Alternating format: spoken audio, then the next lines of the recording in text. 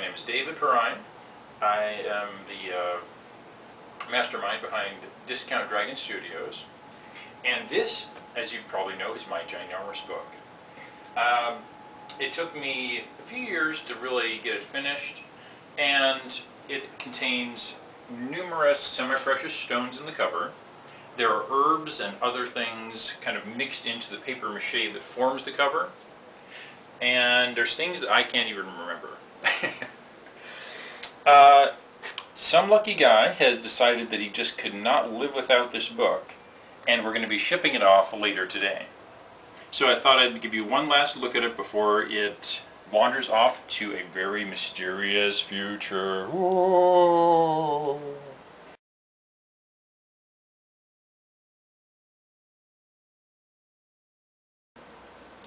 The central design is one which I have incorporated into a lot of my artwork in one form or another. It's kind of a skull with bat wings and tentacles, kind of reminiscent of Cthulhu or other dark gods. An example of how I used symbolic or occult sort of materials and embodied them into the work are the teeth here. These are applewood, and since a mouth is kind of an opening, I used applewood for the teeth because in terms of mythology, the applewood branches serve as a doorway to the fairy underworld. So I thought it's kind of an opening, use the teeth as kind of a gateway for other forces. You've got all kinds of stones in here, a lot of hematite, because I love hematite. You've got obsidian, because you can't get blacker than obsidian really. I mean, you can get a few other things, but obsidian's great. I've got some moonstone, I'm very partial to that. This, I don't even know what that is, but it just has such a cool look. Probably some kind of agate, as is this, I think. Let's see, the labradorite chunk here is very nice, and it really captures the light and gives a lot of attention to it. I've used, among other things, leather, fake leather, I mean all kinds of stuff in here. This symbol down here is a variation on an alchemical symbol, meaning amalgam. And since this book is in fact an amalgam of many different influences and different materials, I thought using an amalgam symbol, and of course I like alchemy, using an amalgam symbol would be very appropriate, and I just like the symbol. I mean, artistically it works very well.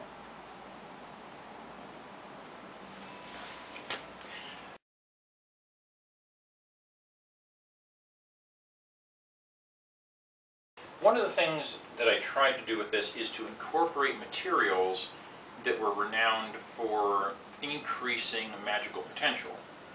Because, in theory, if there was any way to functionally do magic, it's tough, because obviously we don't use it in everyday life. So I incorporated a lot of things that are supposed to boost that potential, such as various herbs, dragon's blood. I use dragon's blood a lot because it's just cool and it sounds cool. On the interior, I've got some symbols, some of which are variations on traditional symbols, and some of which are just a little creative. This one here is for Eritron, and it's a entity that essentially can help with magical works. These symbols up along the top, this top row of symbols, are a combination of runes and other symbols that I use as a personal alphabet, and it gives the title of the book, which is unabridged. This one here is just kind of a little bit whimsical. It is a sigil for the Y2K bug, which I created just for the fun of it. This one here is a sigil from a book that I like, and I just thought I'd include it as kind of a little bit of a tribute or an inside joke. Here you've got the symbol for Lilith. One of the reasons I included it is just because it looks nice. There are some of the magical symbols that, even though they'd be very appropriate for the book, are so complex that I didn't feel like cutting them out and gluing them in. This is also another symbol of my own devising, which I tend to incorporate on a lot of my artwork in one form or another. And it's just something to boost sales and get people interested in my artwork. That's the actual inherent purpose of the symbol itself. So all in all, I get a lot of different influences and a lot of different ideas circulating in my artwork. And I really hope that the gentleman that's buying this enjoys it, because I had a lot of fun making it.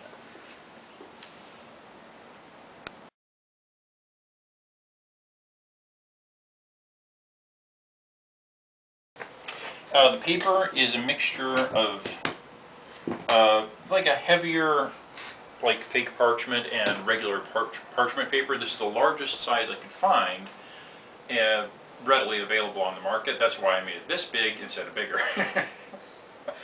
The paper contributes most to its weight and the heft of it. These are old, they're from old horse bridles or horse tack, and I actually got 4 of these for $1, which is an incredible deal for like huge brass pieces of hardware. I mean, you could, if I went out and tried to buy these new, it'd be more. Plus, I wanted a little bit of a distressed look anyway, so it was perfect. And that is about it. I'm assuming that the gentleman that's buying this will be using it for some interesting film work, or maybe starting his own religion, possibly. Who knows? But I hope if he does, that I get invited to all the parties. Alright everybody, that is about it for the Giant book, and I wish it well. Good luck, Giant book. Ooh, on your marvelous adventures.